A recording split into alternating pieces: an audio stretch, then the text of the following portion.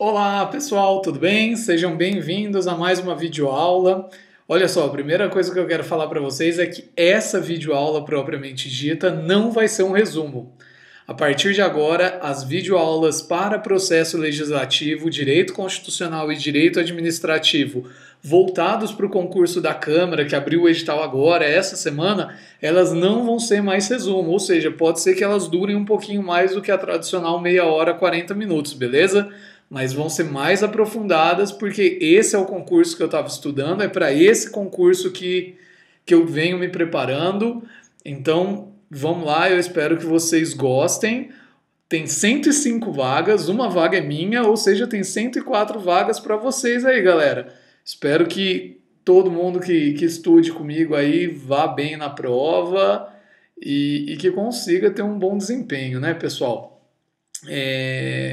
Primeira coisa, eu vou explicar para vocês o seguinte: eu vou fazer mais ou menos umas 10 a 12 videoaulas referente ao processo legislativo até o dia 30 de setembro, que é a data da prova. Nessas videoaulas eu vou abordar tanto o regimento interno do Senado, que não vai cair na nossa prova, mas tem algumas coisas importantes, alguns conceitos legais de ver, para a gente entender, né? O regimento da Câmara e o regimento do Congresso Nacional, que é o regimento comum, beleza? Hoje, uma coisa importante, no edital, se vocês verem, é mais a Constituição seca, né? É mais a lei seca dos regimentos internos, né? E nós vamos misturar um pouquinho as coisas. Nós não vamos falar, olha, hoje vamos falar somente sobre o regimento interno da Câmara ou somente sobre o regimento comum do Congresso Nacional. Nós vamos misturar os artigos de acordo com o que for aparecendo. Hoje, nessa primeira aula de processo legislativo, nós vamos fazer uma introdução de alguns conceitos que são necessários para a gente entender melhor o processo legislativo e, principalmente, são conceitos que caem no finalzinho, lá na parte de ciência política também, né? Que tem a ver com as eleições, com o funcionamento do poder legislativo e o funcionamento propriamente dito da Câmara dos Deputados. Beleza, pessoal? Então vamos começar? Primeira coisa, a gente tem que entender como funciona o ordenamento no Brasil, né? Como o Brasil ele adota a tripartição dos poderes, né? Ou seja, nós temos o poder executivo, legislativo e o judiciário. Isso decorre da própria Constituição Federal. Se nós vermos lá no artigo 2º, ela vai falar são poderes independentes e harmônicos entre si, o legislativo, o executivo e o judiciário. Não é isso mesmo?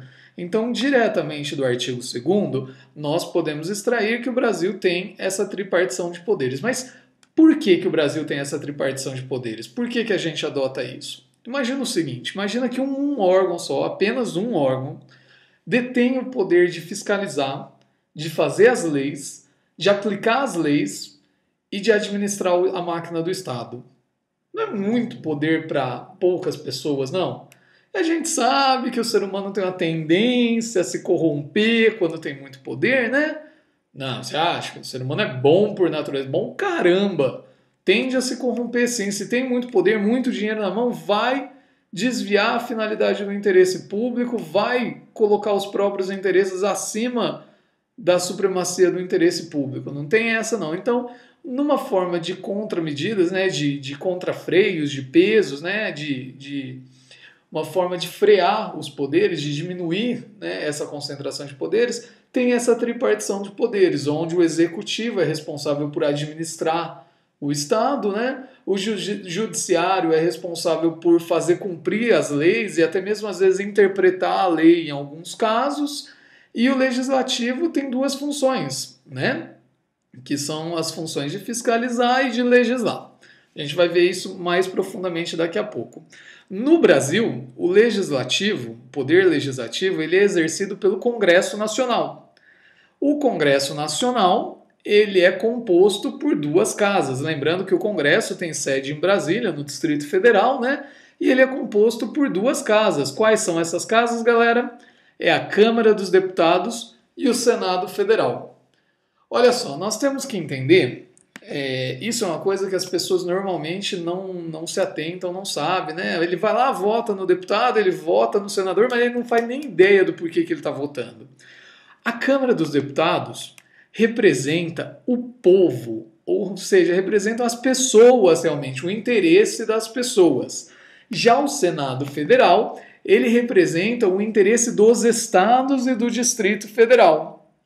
Olha que legal. Então, ó, a Câmara dos Deputados representa os interesses do povo, enquanto que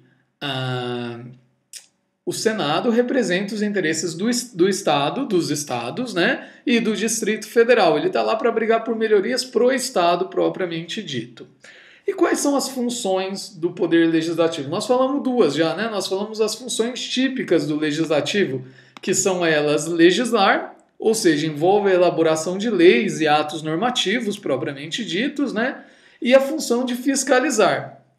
A função de legislar, ela tem a ver com o ordenamento jurídico atual, que é o Estado Democrático de Direito. Ou seja, as leis que são feitas pelo Congresso Nacional, ou seja, pelo Senado ou pela Câmara, por qualquer uma das duas casas, elas visam criar uma harmonia na sociedade, fazer com que a vida na sociedade seja harmônica. Ela estabelece direitos e deveres para o cidadão e também protege esse cidadão dos mandos e desmandos do Estado. Porque, querendo ou não, o Estado tem um poder supremo e se o cidadão não tiver seus direitos resguardados, o Estado pode, pimba na gorduchiba, né? Ferra o cidadão. Isso quase não aconteceu na ditadura, quase não aconteceu em várias épocas aí do Brasil, né? Já a função de fiscalizar, ela tem o foco tanto na fiscalização propriamente dita, quanto no controle externo, né? Que o Congresso é titular e exerce com o auxílio do TCU, do Tribunal de Contas da União, e das comissões parlamentares de inquérito. Ou seja, são funções típicas do Poder Legislativo. Uma curiosidade, pessoal, o Poder Legislativo ele surgiu não fazendo lei, e sim com a função de fiscalizar. A função precípua do Poder Legislativo, quando ele surgiu, era de fiscalizar. Hoje que a função precípua é legislar, mas ele ainda continua fiscalizando os outros poderes com o auxílio do Tribunal de Contas da União.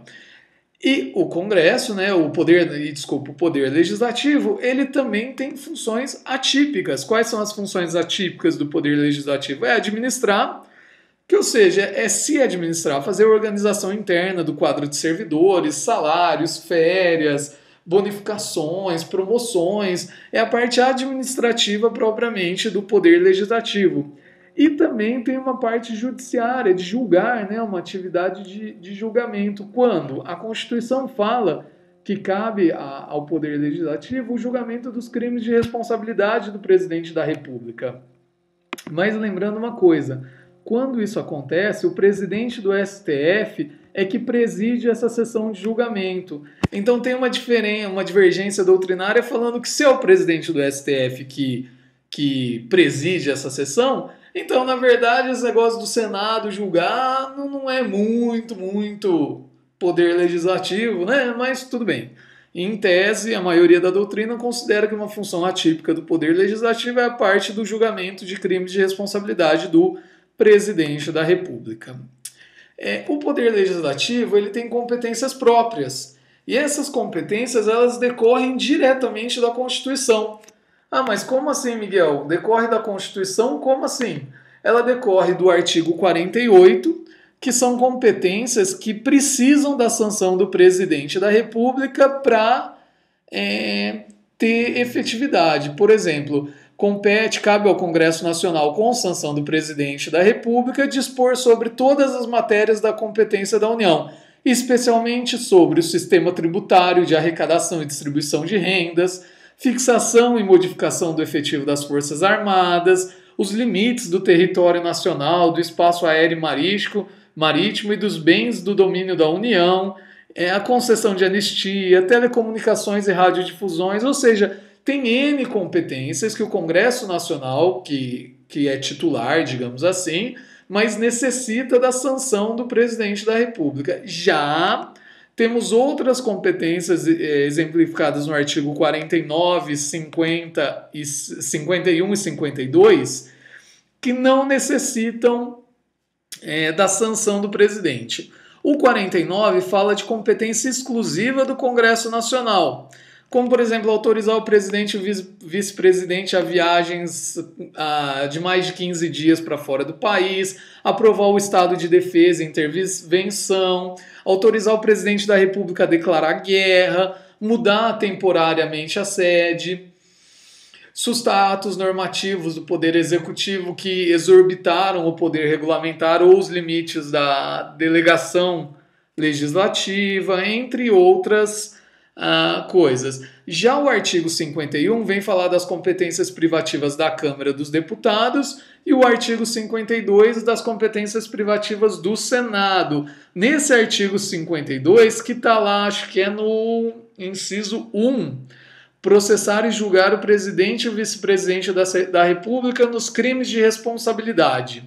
É nesse artigo que está, no artigo 52, inciso 1, que está essa função atípica do legislativo. Além disso, além dessas competências próprias decorrentes da própria Constituição Federal, o Congresso Nacional também tem o regimento próprio. Na verdade, nós temos no Poder Legislativo 3 regimentos próprios. Nós temos o regimento da Câmara, o regimento do Congresso e o regimento do Senado. Regimento da Câmara, regimento comum do Congresso e o regimento do Senado. Uma outra característica importante que você tem que saber é que o quadro de pessoal é separado. De acordo com o artigo 150 do Regimento Comum do Congresso Nacional, a Câmara dos Deputados tem um quadro de pessoal e o Senado Federal tem outro quadro de pessoal separado. Porém, os membros desses quadros podem prestar serviços ao Congresso Nacional, só que quem remunera esse servidor é a sua casa, ou seja, um servidor da Câmara dos Deputados ele pode prestar serviço para o Congresso Nacional, mas quem paga a remuneração dele, o vencimento dele, é a Câmara dos Deputados. Beleza? É importante lembrar isso, o artigo 150 do Regimento Comum do Congresso Nacional. Então você viu, aqui é um exemplo de como eu vou fazer nessas aulas. Você viu que eu já falei um pouco sobre a Constituição, já falei um pouco sobre o Regimento Comum do Congresso Nacional, vai misturando os artigos para fazer uma linha de raciocínio um pouco mais lógica, né? No Congresso, no fim das contas, nós temos 3 mesas diretoras, ou seja, nós temos uma mesa diretora da Câmara dos Deputados, nós temos uma mesa diretora do Senado Federal e uma mesa do Congresso Nacional. Vamos ver como são compostas essas mesas? Vamos lá então, dá uma olhada nesse slide. Nós temos que a mesa do Senado é o presidente, primeiro vice, segundo vice, primeiro secretário, segundo, terceiro e quarto secretário. Da mesma forma, nós temos a mesa da Câmara dos Deputados, ou seja, os cargos são semelhantes, só quem vai ocupar esses cargos que vai mudar. Já a mesa do Congresso Nacional, ela é alternada, ou seja, o presidente do Congresso é o presidente do Senado. O primeiro vice do Congresso é o primeiro vice da Câmara dos Deputados. E assim por diante. Vê aí na sua tela, está até com cor diferente, fica bem fácil para memorizar. Então lembra, presidente do Congresso Nacional é o presidente do Senado. A partir daí é só ir puxando um e um. Puxa um da Câmara dos Deputados, puxa um do Senado. Puxa da Câmara, puxa do Senado. Você vai conseguir formar a mesa. Lembra, presidente, primeiro vice e segundo vice. Primeiro, segundo, terceiro e quarto secretários. Beleza? Essa denominação de cargo é padrão para as 3 mesas. Aí é só você lembrar que o presidente do Senado também é o presidente do Congresso Nacional. Aí o primeiro vice é o da Câmara, segundo vice é do Senado, e por aí vai para fazer a composição da mesa diretora do Congresso Nacional. Espero que vocês estejam entendendo até aí. Quem tiver dúvida aí, galera, manda nos comentários que a gente vai se aprofundando nas próximas aulas, beleza? Nos próximos vídeos. Então, algumas características da legislatura é o período de 4 anos para o qual um deputado é eleito. Isso decorre da Constituição, do artigo 44 do parágrafo único. É ali que é definido qual que é o período de uma legislatura, ou seja, que é o período de 4 anos para o qual um deputado é eleito. No caso dos deputados, é possível a reeleição para o cargo de deputado federal. Os membros da Câmara dos Deputados eles são integralmente renovados a cada legislatura E para os deputados federais é possível a nomeação de vários suplentes. Mas olha só, os membros da Câmara dos Deputados podem ser integralmente renovados. Mas olha só, o que vai ser renovado é o mandato desses deputados, porque ele pode ser reeleito, então ele pode continuar no quadro de deputados federais, ou seja, pode ser que não tenha uma renovação completa por motivo da reeleição, mas são eleitos 513 deputados a cada 4 anos, independente de serem os mesmos que já estavam no mandato anterior, beleza? Já o Senado, os senadores, o senador é eleito para o período de 2 legislaturas, ou seja, por 8 anos. E os membros do Senado são renovados a cada 4 anos, porém não de forma integral. Olha só, eles são substituídos primeiro 2/3 dele e 4 anos depois 1/3 dos membros, ou seja, vai alternando, né? 2/3, 1/3, 2/3, 1/3. A cada 4 anos sai 2/3. Aí 4 anos depois sai 1/3. Aí 4 anos depois sai 2/3, entenderam? Então o mandato é de 8 anos, ou seja, dura 2 sessões legislativas, né? 2 períodos, 2 legislaturas, desculpa. E como fica 2, ou seja, 4 e 4, 2/3, 1/3, beleza? E tem uma diferença, né? Os senadores eles só podem nomear 2 suplentes por senador. Beleza? Então, nós já vimos algumas diferenças. Vamos ver algumas outras diferenças aí. Recordando, então, que o nosso querido amigo deputado, né, da Câmara dos Deputados, ele é representante do povo e ele é eleito pelo sistema proporcional. Olha lá, o que é esse sistema proporcional? Ou seja, você vota num deputado, mas não é uma garantia de que esse deputado vai ser eleito. Por quê? Porque o que acontece? Você vota no deputado, vai compartilhar, vai descobrir o número de votos que aquele partido teve, total, vai dividir pelo número de votos e vai ter um coeficiente eleitoral. A partir desse coeficiente eleitoral é que nós vamos descobrir quantas cadeiras, quantos deputados cada partido vai eleger. Entenderam? É basicamente assim que funciona. Cada estado vai poder eleger no mínimo 8 e no máximo 70 deputados de acordo com o tamanho da população. E cada território, veja bem, cada território, se existirem, elegerá 4 deputados independente do tamanho do território, da população do território. Atualmente nós temos 513 deputados. Uma explicaçãozinha um pouquinho melhor aí sobre essa parte da eleição proporcional. Alexandre de Moraes fala exatamente o seguinte, eu vou ler aqui para vocês. Na divisão do número total de votos válidos em candidatos pelo número de cargos em disputa, ou seja, todos os votos válidos dividido por 513, nós temos o coeficiente eleitoral, beleza? Então, número de votos válidos dividido por 513 tem um coeficiente eleitoral. O resultado a partir disso, divide-se o total de votos obtidos por cada uma das legendas por esse coeficiente, chegando-se, consequentemente, ao número de cadeiras obtidas por cada legenda.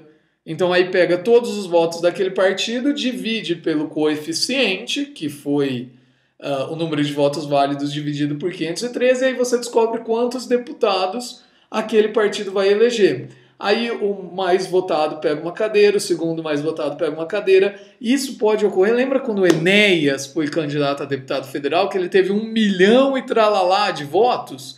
Então, foi isso que aconteceu. Ele carregou um monte de gente do Prona que tiveram 2.000 votos, 3.000 votos, porque nesse sistema proporcional o Prona conseguiu 20 cadeiras na casa, por exemplo, não lembro quantas foram, mas conseguiu 20 cadeiras na Câmara dos Deputados. Então os 20 mais votados do Prona, independente do número de votos, entraram para a Câmara dos Deputados. E às vezes um deputado de outro partido, um candidato de outro partido que teve mais votos específico, não conseguiu entrar porque não foi o mais votado do partido dele e o partido dele não obteve tantas cadeiras. Entenderam, pessoal? É um pouco confuso, mas depois que você entende essa ideia do número total de votos válidos dividido por 513, pega o número de votos de cada partido, divide por esse coeficiente eleitoral, você vai ver o número de cadeiras que ele pode ter na Câmara dos Deputados.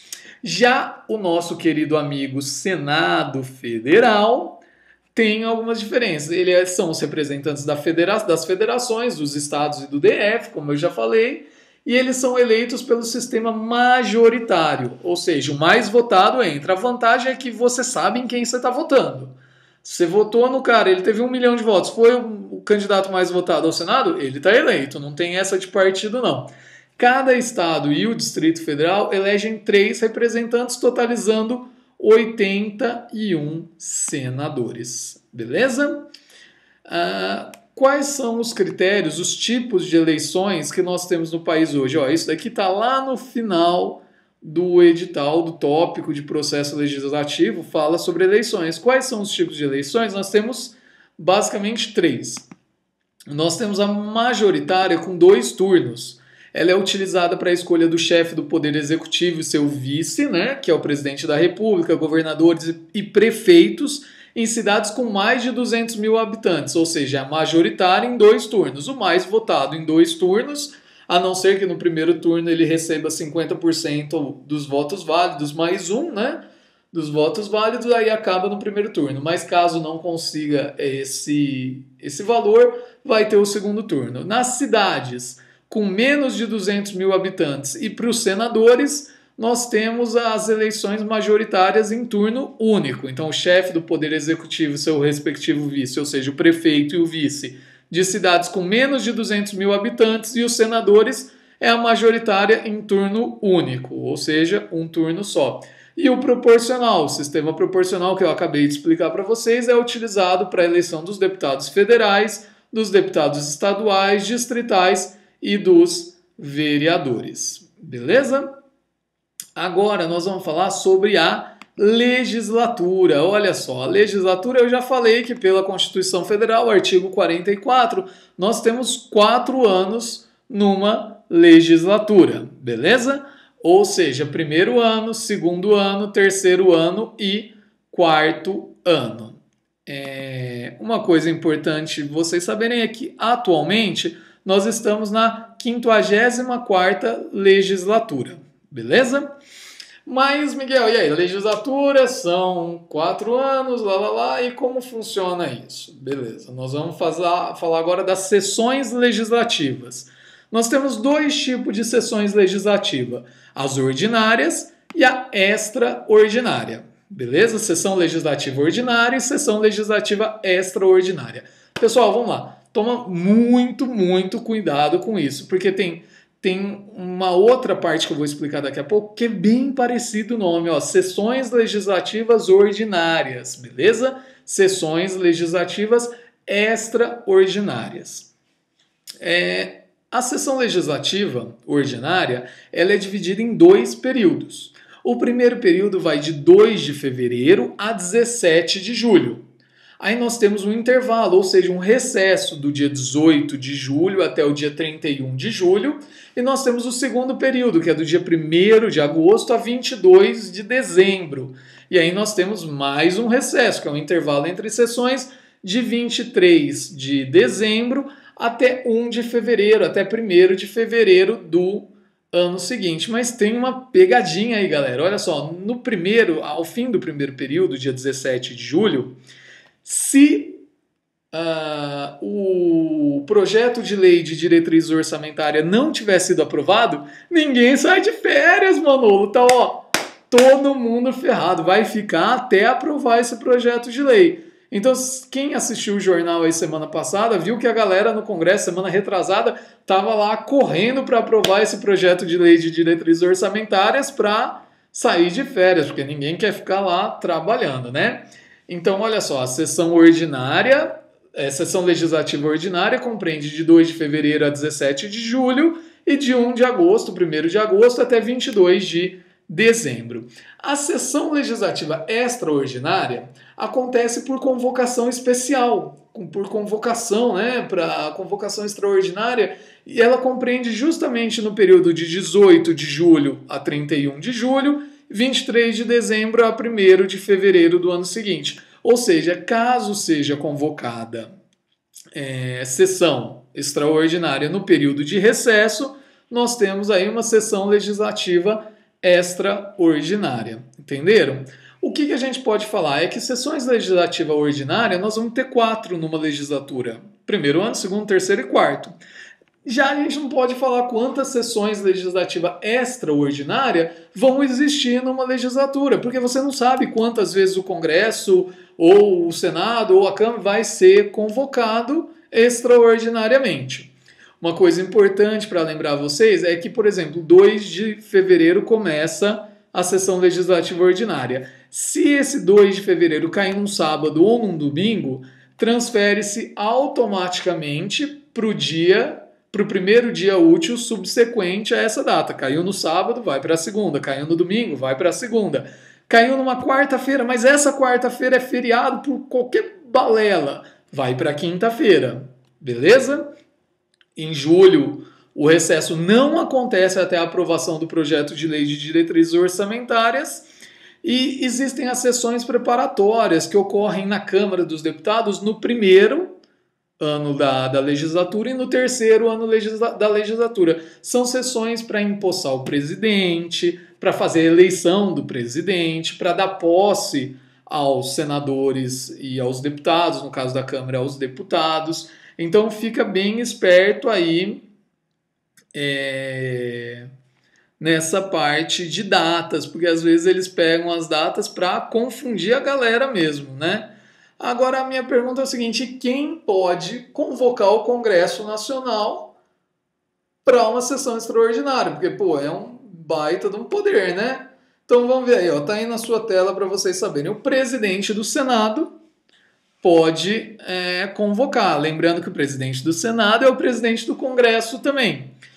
Essa convocação extraordinária está no artigo 57, parágrafo 6º da Constituição Federal. Então, o presidente do Senado, em caso de decretação de estado de defesa, intervenção federal, pedido de autorização para decretação de estado de sítio e para tomar o compromisso de dar posse ao presidente e ao vice-presidente da República, ele pode convocar o Congresso Nacional extraordinariamente. O presidente da República, os presidentes da Câmara dos Deputados e do Senado Federal e a maioria dos membros da Câmara e do Senado também podem fazer convocação extraordinária, mas aí são em casos de urgência ou interesse público relevante, sendo que é necessária a aprovação da maioria absoluta dos membros de cada uma das casas do Congresso Nacional. Está no artigo 57, parágrafo 6º, inciso 2. Então, lembrando, o presidente do Senado ele pode convocar o Congresso sem precisar da aprovação da maioria absoluta em alguns casos específicos, que é a decretação de estado de defesa, de intervenção federal ou pedido de autorização para decretação de estado de sítio e para dar posse para o presidente e para o vice-presidente da República. Algumas observações importantes aí, galera, referente a esse tema. Primeira coisa, quando você convoca uma sessão extraordinária, as matérias na pauta dessa sessão extraordinária serão exclusivamente aquelas que motivaram a convocação e também as medidas provisórias que na época da convocação estejam em vigor, que serão automaticamente inseridas na pauta. Além dessas, das que motivaram a convocação e das medidas provisórias que estão em vigor na época, não pode entrar em discussão matérias diferentes.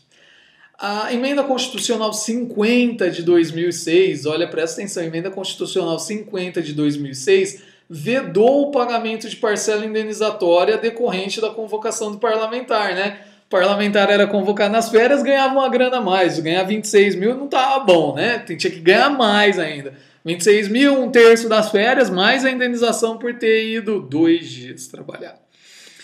É complicado. E uma coisa importante que pode cair, que é um detalhe, pensa bem, né? Conhecimento específico, vai cair muita coisa sobre isso. A nomenclatura das sessões extraordinárias, das sessões legislativas extraordinárias. Pensa, né? primeira sessão legislativa ordinária, segunda ordinária, terceira e quarta, porque são 4 anos, temos 4 sessões legislativas ordinárias. Porém, a nomenclatura das sessões extraordinárias segue na sequência própria dentro de cada legislatura, ou seja, dentro de cada período de 4 anos. Vou dar um exemplo a você. Imagina que em julho foram convocadas, julho do primeiro ano da sessão legislativa ordinária, foram convocadas 2 sessões legislativa extraordinária, 2 dias, entre o dia 18 e 19 e entre o dia 28 e 29, ou seja, a primeira sessão legislativa extraordinária e segunda sessão legislativa extraordinária.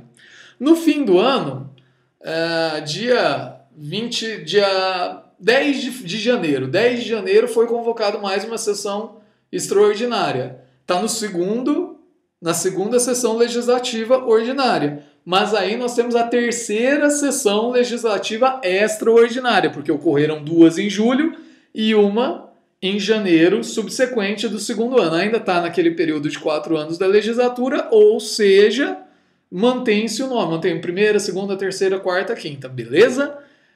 Parece que não é muito importante isso, mas já caiu em prova e vai pegar muito candidato, beleza? Olha só, nós temos então que as sessões legislativas são períodos contados em dias ou meses, né? Ou até anos, podemos falar, primeiro ano, segundo, terceiro, quarto ano. E nós temos as sessões plenárias. As sessões plenárias são as sessões do dia a dia, do trabalho daqueles carinhas lá, né? É o período contado em horas. E nós temos as sessões plenárias da Câmara, de acordo com o regimento interno da Câmara, elas podem ser preparatórias, porque o regimento interno coloca as sessões preparatórias como uma espécie de sessão. O regimento interno do Senado não coloca. As sessões podem ser ordinárias, extraordinárias ou solenes. Olha a confusão aí. Sessões ordinárias e extraordinárias. Lembra que a gente falou de sessões legislativas ordinárias e extraordinárias? Aí confundiu pra caramba, né? Sessões legislativas ordinárias, sessões plenárias ordinárias. Sessões plenárias ordinárias, galera, a gente já vai ver aqui, ó, sessões plenárias ordinárias. O que são? Elas têm duração de 5 horas e são prorrogáveis por mais 1 hora, de acordo com o regimento interno, galera. Aqui a gente já está falando de regimento interno. Elas acontecem nos dias úteis, de segunda a sexta-feira, sendo que de segunda a quinta acontecem às 14 horas e sexta-feira acontece às 9 horas da manhã. Porque senador e deputado quer cair fora, né? Mas no caso aqui os deputados querem ir embora cedinho para casa, né, meninão? Vambora! Agora, já as sessões plenárias extraordinárias, elas têm durações de 4 horas, duração de 4 horas e são prorrogáveis por tempo a definir. Então o presidente da Câmara define ali na hora da prorrogação se vai prorrogar ou não e quanto tempo. Ela ocorre em dias ou horários diversos das sessões ordinárias. Por exemplo, na quinta-feira tem sessão ordinária às 14 horas, mas pode ser marcada uma sessão extraordinária às 9 da noite. Ou pode ser marcada uma sessão extraordinária na terça-feira às 8 da manhã.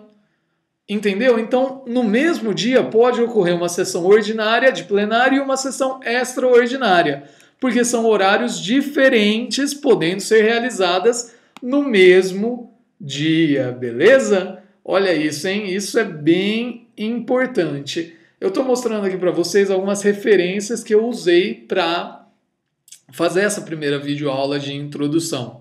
Eu usei o curso de Processo Legislativo Online do Senado Federal e o curso de Regimento Interno da Câmara dos Deputados, né? Estão disponíveis online, quem quiser ter acesso aí, fica à vontade. Eu espero que vocês tenham gostado. Então, presta bastante atenção, galera, nessa diferença entre a sessão legislativa ordinária e extraordinária e a sessão de plenário ordinária e extraordinária. Vai cair na tua prova, vai ser pegadinho, eu tenho certeza disso, porque é muita questão para esse assunto. E vamos falar sério, confunde isso, né? É meio complicadinho mesmo. Lembra das datas, eu sei que parece chato, mas lembra das datas, galera. 2 de fevereiro a 17 de julho, 1º de agosto a 22 de dezembro. Morreu a história. Você sabe qual que é o primeiro período, sabe qual que é o segundo período, entendeu o que é uma sessão legislativa ordinária, entendeu o que é uma sessão legislativa extraordinária, entendeu que numa legislatura nós temos 4 sessões legislativas ordinárias e N sessões legislativas extraordinárias, porque você não sabe quantas vezes o Congresso vai ser convocado extraordinariamente. Não esquece, se dia 2 de fevereiro ou se dia 1º de agosto caírem sábados, domingo ou feriado, passa para o primeiro dia útil. Em julho, o recesso não acontece até a aprovação do projeto de lei de diretrizes orçamentárias. Alguém vai me perguntar, mas por que, Miguel? Por que não acontece isso? Porque o projeto de lei de diretrizes orçamentárias é a base para fazer a lei do orçamento anual, que vai ser feita no segundo semestre. Nós vamos estudar aqui como faz esse projeto de lei, porque está na parte de processo legislativo, mas ele acontece no segundo semestre. E ele tem que ser baseado nessa lei, ou seja, no segundo semestre essa lei já tem que estar aprovada. Senão, ferra todo mundo da administração. Beleza, pessoal? Eu espero que vocês tenham gostado, que vocês tenham aprendido bastante nessa videoaula. Eu vou reforçar isso, galera. Decora essas datas, é facinho. Uma técnica para vocês decorarem tudo isso que eu falei.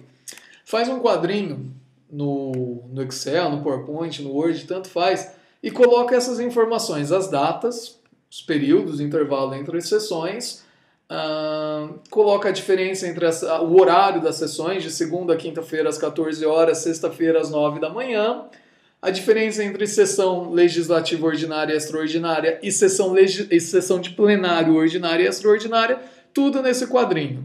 Todo dia, de manhãzinha, 7h30, 8 horas, antes de ir para o trabalho, ou antes de começar a estudar, lê umas 3 vezes esse quadro. Depois da primeira semana você já decorou essas datas. A mesma dica eu te dou para os prazos em relação ao processo legislativo que a gente vai estudar mais para frente. É só anotar esses prazos e ler semanalmente. Em questão de 1 a 2 semanas você já decorou esses prazos.